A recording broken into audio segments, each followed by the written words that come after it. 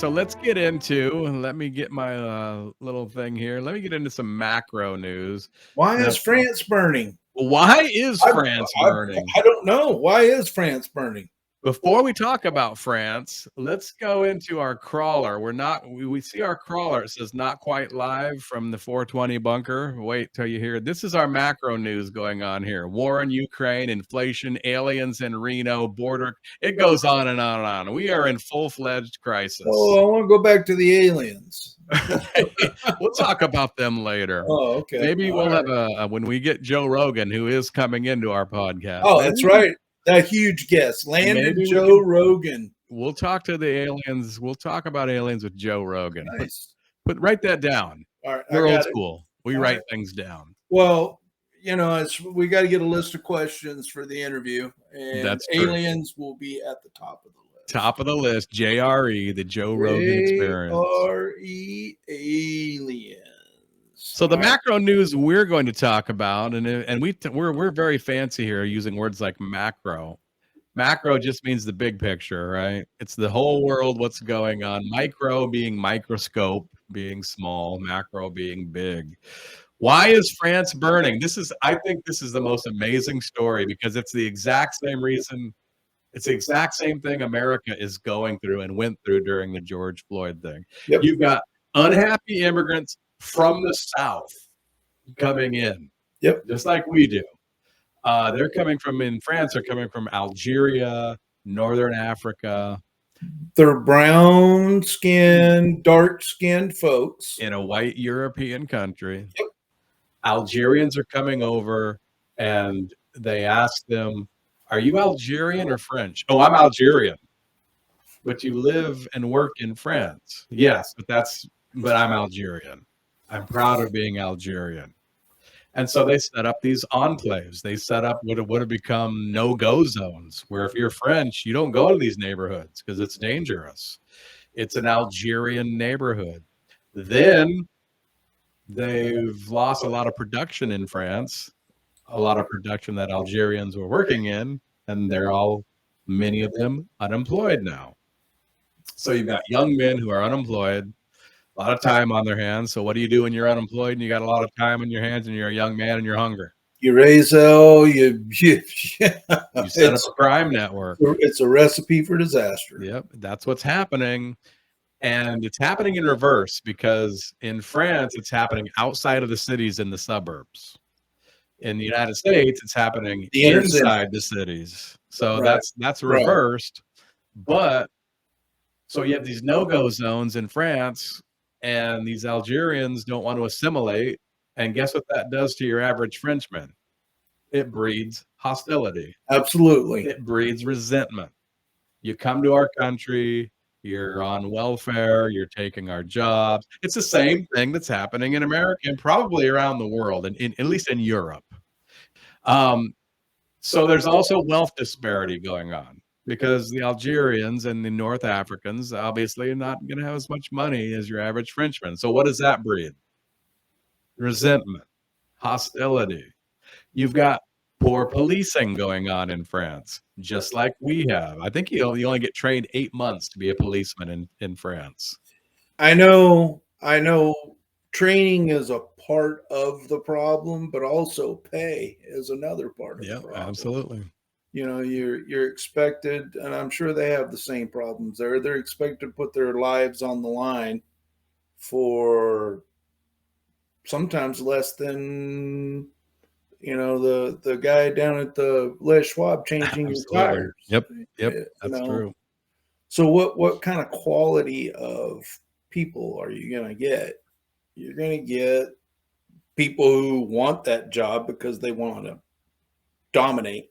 They like that. The wrong people, yes. Yeah, and those are the people that are going to cause the problems. Mm-hmm. So the other thing going on there is you've got the bad policing. You got the new outsiders, same problem in America, versus the old insiders, and they're clashing. And you've got more information than we used to get.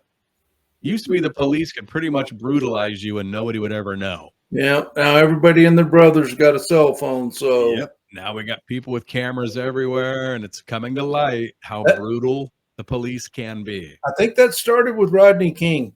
Yeah, I That think was you're the right. first one, I think, which look what that did. People Riots. got to see what was happening. You don't think the police were doing that before? You don't think they've been doing that since the dawn of time?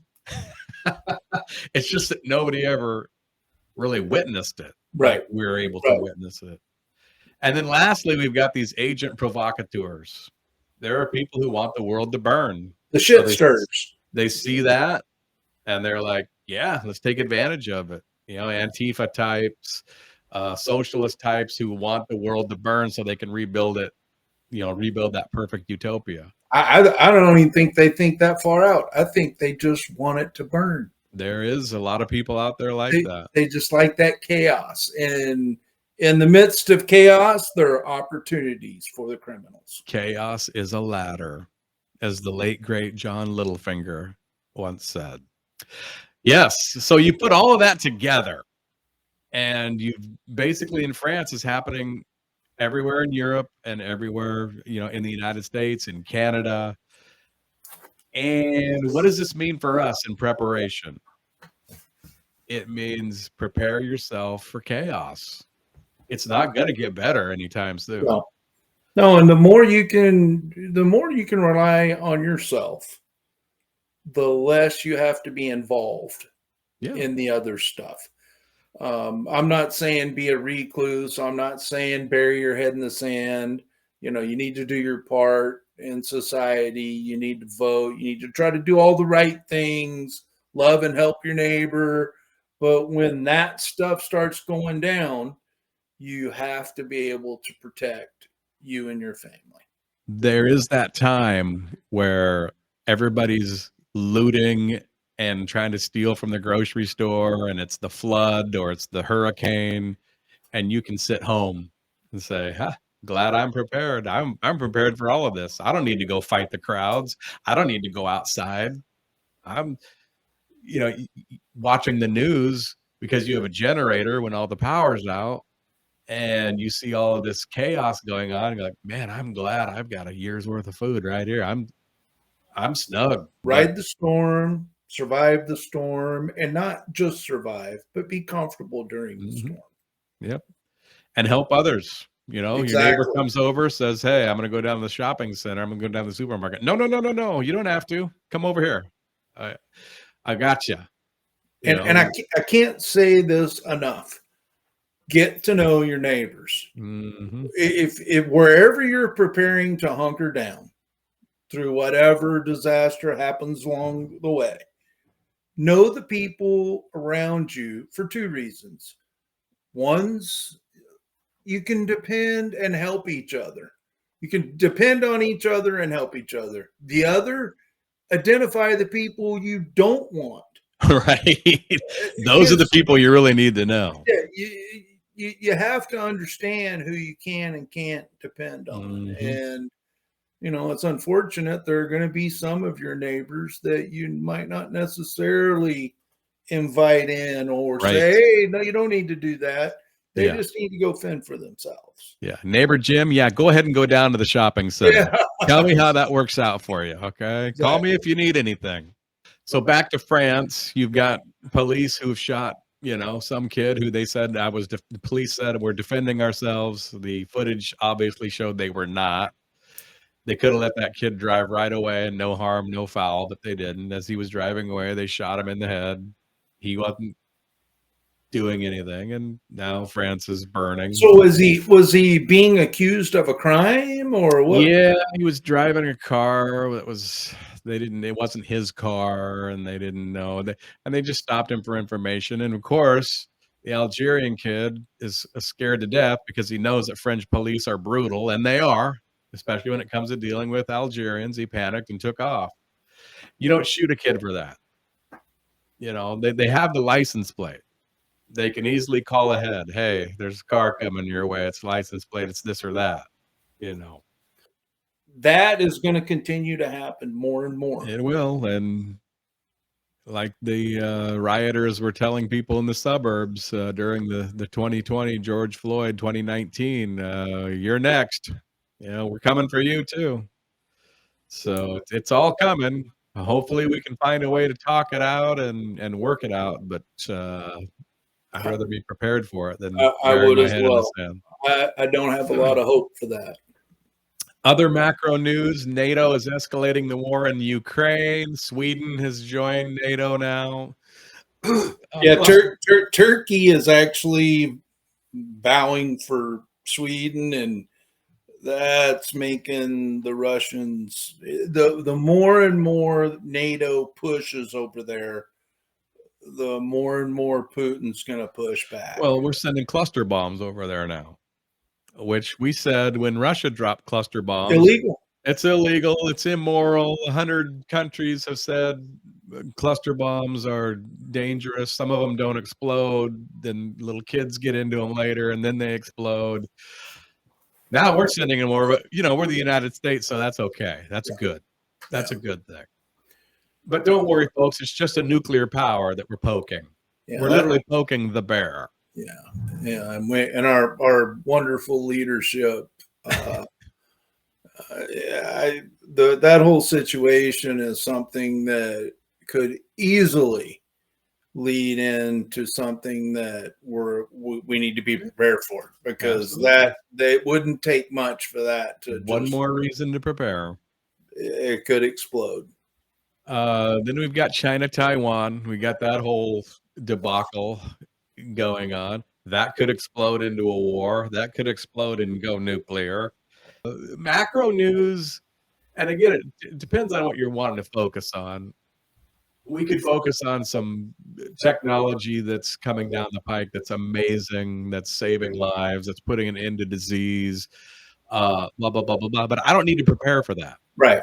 I don't need to prepare for the good stuff. I thank God for all the good news that's out there. Those are things that you're going to be happy to take advantage of. Yes. I don't focus solely on the bad, but we're Team Apocalypse. We're preparing for the bad, but realizing there's good news out there as well. But again, we don't need to prepare for the good news.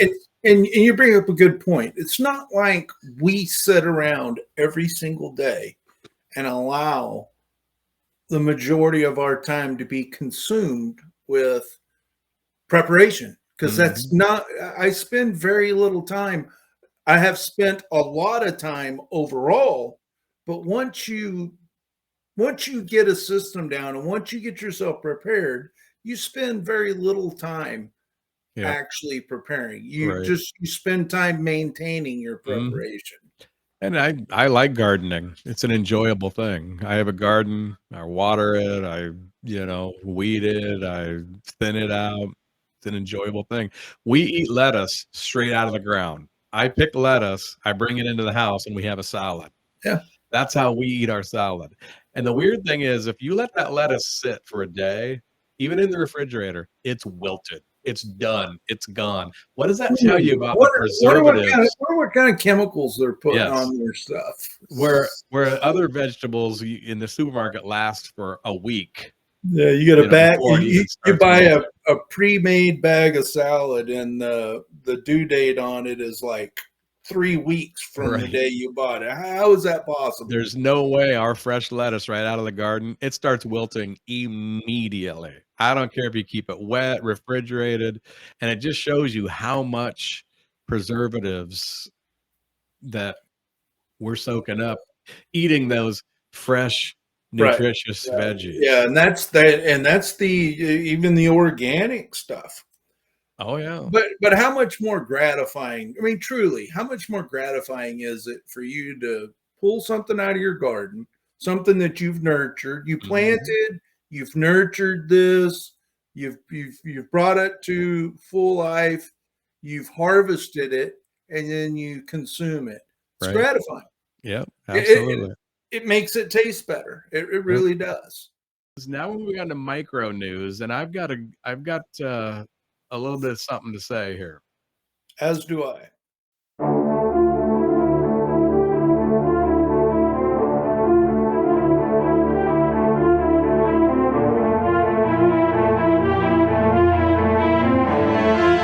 say I'm for it. All right. Can I argue against it?